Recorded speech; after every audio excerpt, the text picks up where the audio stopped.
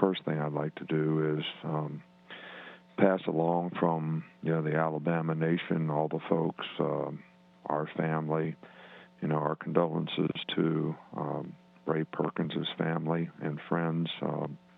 He served the University of Alabama with great class and integrity. He was a great coach and had a tremendous impact on the game. And he was a really, really good person and a really good friend. So just like to say that to all the folks out there relative to our feelings about Coach Perkins and all that he did to impact, our game. We have a lot of respect for Arkansas as a team. They played very, very well.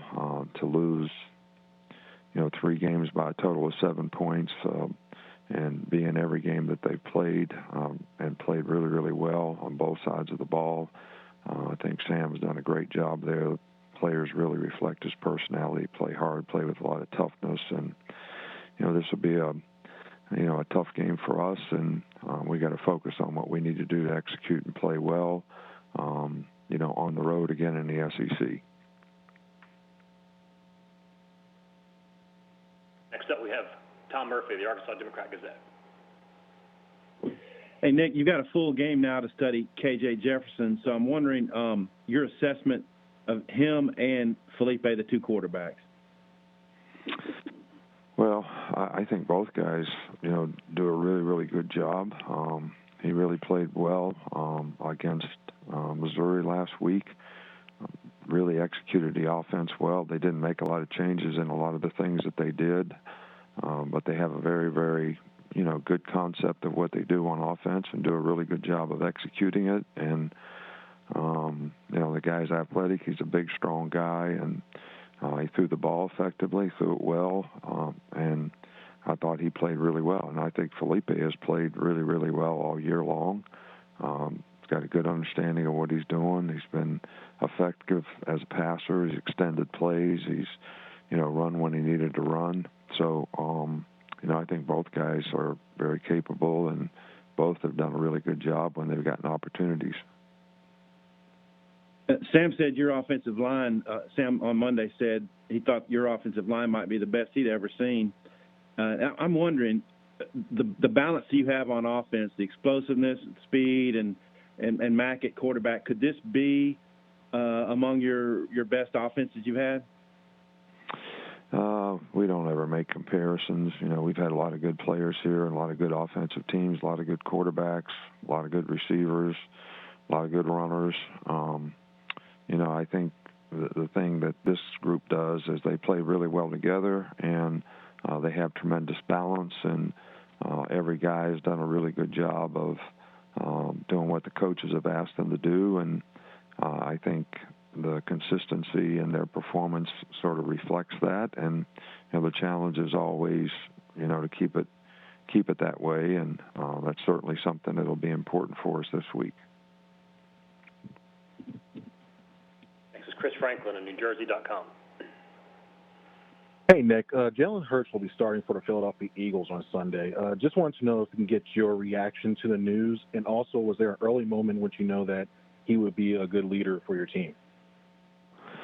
Well, Jalen was always a great leader for our team, even when he didn't, first came here as a guy, trying to get on the field, and did it as a freshman. And if he didn't have the personality and the charisma that he has as a leader, I don't think he'd have been able to do that. And then to handle the situation that he was in, later in his career, showed tremendous class, and he's a great team guy, and I think players really, really respect that. And my reaction is I'm excited for him, happy for him and his family both. I know this is something that he worked hard for, and now he's got an opportunity, and we just hope and wish him very well that he can take advantage of that and do a good job for, his team.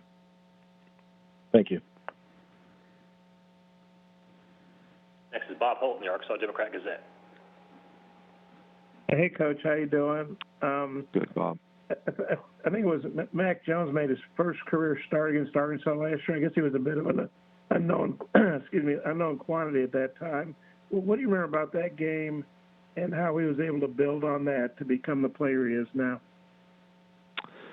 Well, I think the experience that Matt got last year after Tua got hurt probably was very, very helpful in his growth and development and maturity as a player.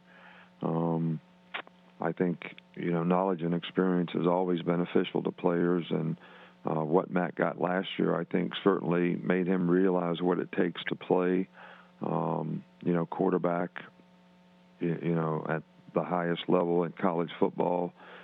In a very difficult league in the SEC, and I think that probably made him, created an awareness for him in the off season of what he needed to do to prepare physically and mentally, for this season. So I think all those things contributed very positively to Mac's development and how he's played this year. Well, when he put up those numbers he did against Arkansas, which obviously wasn't playing real well last year, but do you remember thinking, wow, this guy could be our starter moving forward, Well, I always had confidence in Mac.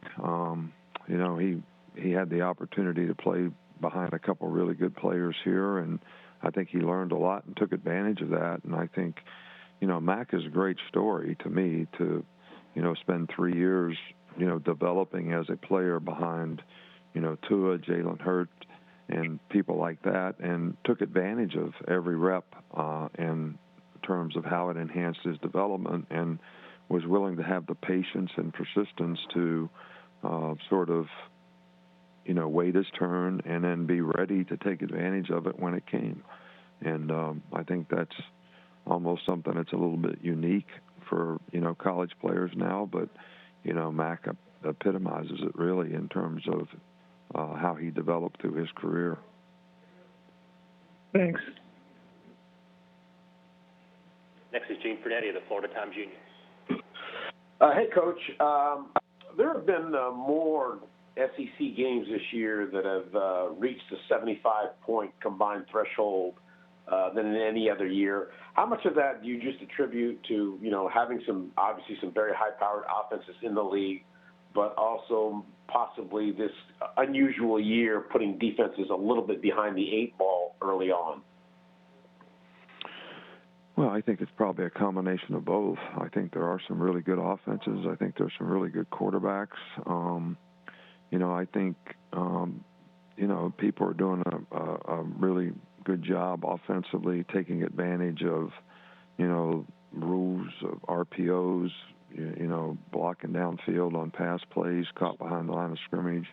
This has created a different style of play offensively, which is very difficult to defend.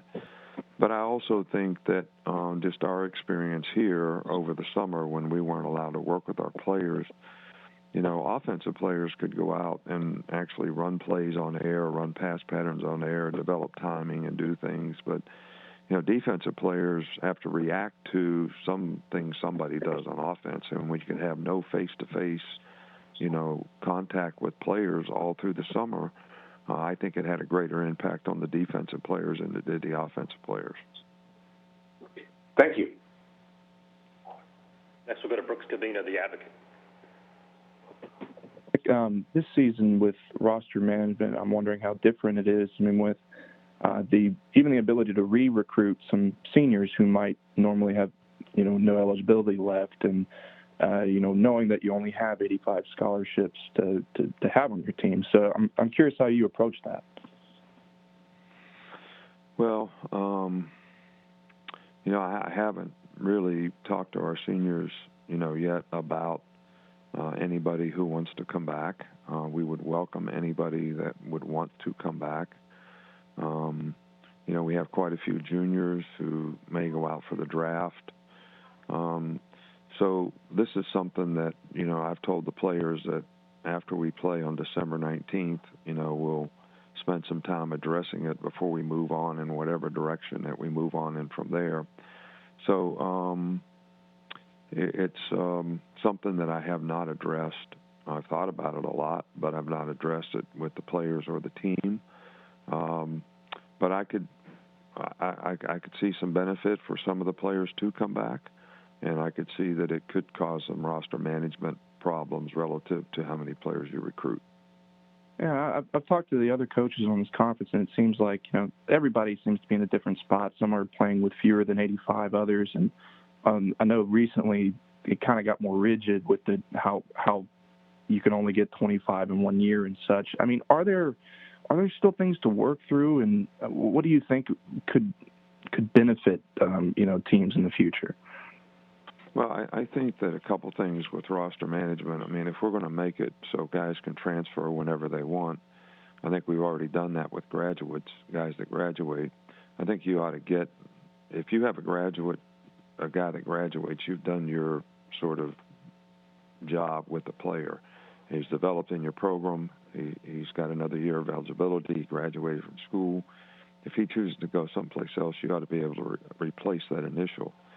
I think with more and more players going out early for the draft, some kind of way, if those players leave school early in good standing academically, maybe you should be able to replace those so that you can get to the 85 number. And I think, teams that have good players, like the teams in our league, the top teams in our league, they're probably going to be more susceptible to losing players than, maybe some other teams. So, and I do think it's going to be difficult for some of us to get to 85 if we don't get some relief, some kind of way on some of those things.